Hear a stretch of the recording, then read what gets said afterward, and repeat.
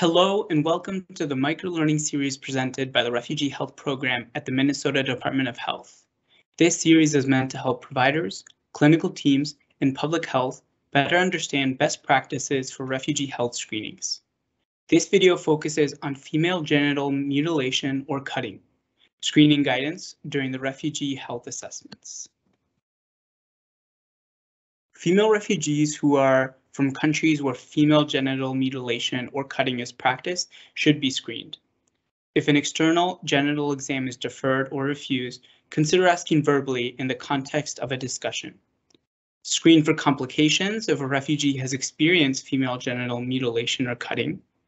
Include anticipatory guidance regarding potential sequelae and the laws against conducting female genital mutilation or cutting once in the US, including what is known as vacation cutting.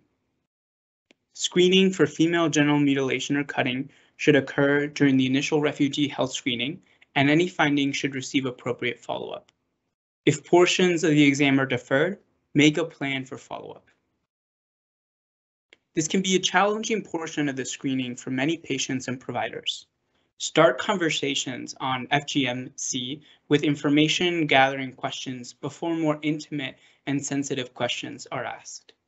Frame questions carefully and use a non-judgmental, straightforward approach.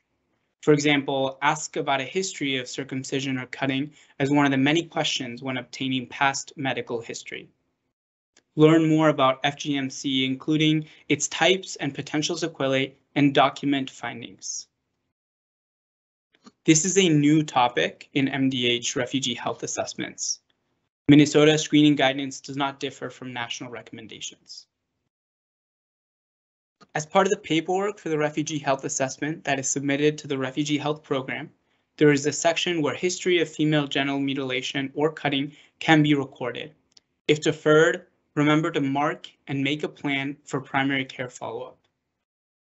Please make sure this section is being filled out appropriately.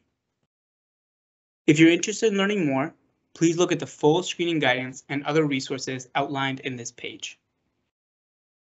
The well-being of all Minnesotans, including those with refugee status, depends on the work and dedication of our partners. Thank you so much for your work.